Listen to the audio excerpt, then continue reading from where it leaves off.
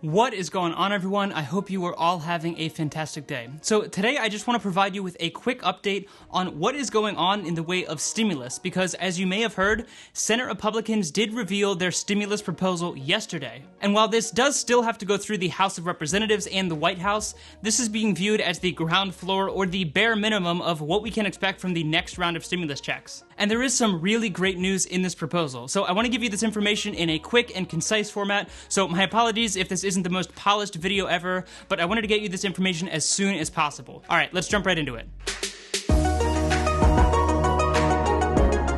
So this new proposal is not being called the HEROES Act, but the HEALS Act, which stands for Health, Economic Assistance, Liability Protections, and Schools. Correct me if I'm wrong, but I'm pretty sure that spells HEALPS with a P, but what do I know? I'm not an acronym wizard like our members of Congress. So the foundation of this proposal is another round of $1,200 stimulus checks to individuals who make less than $75,000 per year, and $2,400 to couples filing jointly who make less than $150,000 per year. Now, these figures may sound familiar, and that's because they are identical to what we received from the CARES Act back in March. And the eligibility has actually been expanded, so if you got a stimulus check last time, then you will get one again this time, but now they are also including dependents regardless of their age. You may remember that last time, taxpayers who claimed dependents under the age of 17 received $500 for each dependent that they claimed, and that caused a lot of frustration for adult dependents, college students, and really young adults in general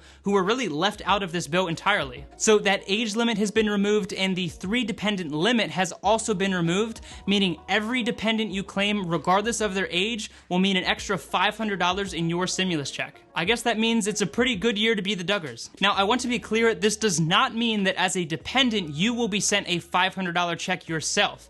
Instead, the person who claims you as a dependent will receive an additional $500 in their check, and it's their prerogative to do whatever they want with that money. And obviously this means if the person claiming you as a dependent is above the income threshold, then you are not eligible for that $500 as the dependent of that person. So if your parents make a good amount of money, then you're out of luck, but there are some great ways that you can still get a benefit out of this that we'll talk about in a second. So a married couple who claims 3 dependents would receive $3,900, which is $2,400 for them and $500 for each of their dependents. I also know that there were some questions on if there would be retroactive pay for those dependents that were excluded from the last round of stimulus. And there is no mention of this in the bill as far as I can see, so at the moment it sounds like there is not going to be retroactive pay, but at least these individuals are included in this round of stimulus payments. Now, there was also no mention of the EIDL extension, which was for small businesses, and that was that economic injury disaster loans, and there was also no mention of hazard pay, which is something that was talked about on both sides of the aisle,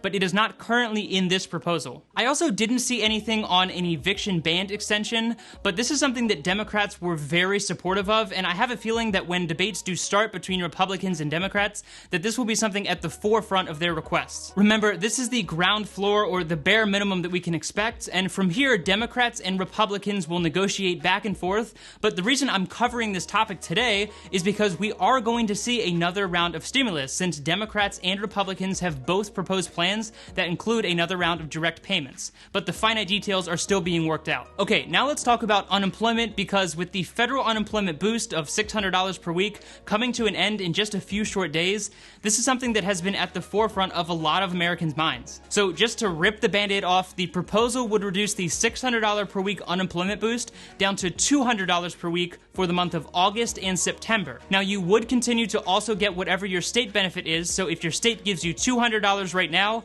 that means that currently you're making $800 per week total for your unemployment benefit, and that would now be reduced to $400 per week total, $200 from your state and $200 from the federal government. However, here's where it gets a little bit interesting. This proposal states that starting in October, the federal government will give a maximum of $500 per week, with individuals only being allowed to receive 70% of their wages in total unemployment. Okay, I know that might sound a little bit confusing, but let me break it down with an example. So for the sake of simplicity, let's say you're making $1,000 per week.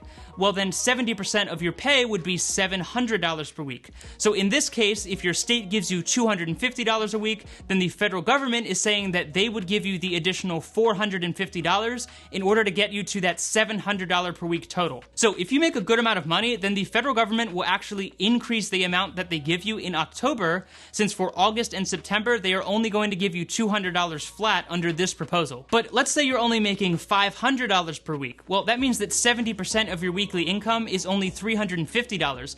And depending on where you live, your state might cover all of that, meaning the federal government would give you nothing starting in October. Part of me understands the income-based unemployment benefits. However, I have a feeling that this is going to be one of the most heavily debated topics once this does move on to the House of Representatives, since it's a little frustrating to hear politicians who we pay with our taxes $3,346 per week to tell us that they can't give us an unemployment benefit more than $200 a week. Something about that just doesn't sit right with me, but let me know what you think of this down in the comment section below. Okay, so another big benefit that is actually included in this proposal is for individuals who currently have federal student loans, and I have a feeling that is a pretty large group of my audience. So if you don't know, interest rates on federal student loans is currently paused, and that's probably saving you a little bit of money in interest, but at some point these interest rates will have to resume again. So what Senate Republicans are proposing are two different repayment options for individuals with those federal student loans. So the first option is basically a 10-year repayment plan that looks a lot like a mortgage in my opinion, and basically they would amortize your total student loans, and once you make that payment for 10 years, then your debt is repaid. So that's one option, but the other option that I think is a lot more popular and makes a lot more sense in my opinion is an income-based federal student loan repayment, which is something that should have probably existed since day one. So with this option, you would pay 10% of your discretionary income towards your federal student loan balance. Now, the word discretionary is extremely important because what they are defining as discretionary income is anything beyond 150% of the national poverty rate. So to put that in English, they're deeming that 150% number to be $19,140 per year. So your discretionary income is anything beyond that amount. So what this means is you would take your total annual income, subtract 19,140, and then multiply that number by 0.1 in order to get that 10% number of your discretionary income. And that is your annual payment, and you divide that by 12, and that's your monthly payment towards your student loan balance. I know this still might be a little bit confusing with all the calculations, but I promise it is not as complicated as you think, and in my opinion, this is a good thing. Now, here's the part where it does get a little in my opinion. For undergraduates, this 10% payment would continue for 20 years, and then the loan is forgiven regardless of the balance remaining. And for graduate loans, it's 25 years. So you really have to look at the amount of student loans that you have and the amount of student debt you have in total, and see if this is something that you would actually benefit from. But if you want my opinion, you really ought to be paying this debt off in way less than 20 years, and that's not something that you want to have hanging over your head for that long. That being said, I do like the income-based repayment, and that also means that if you make less than that $19,140 per year number,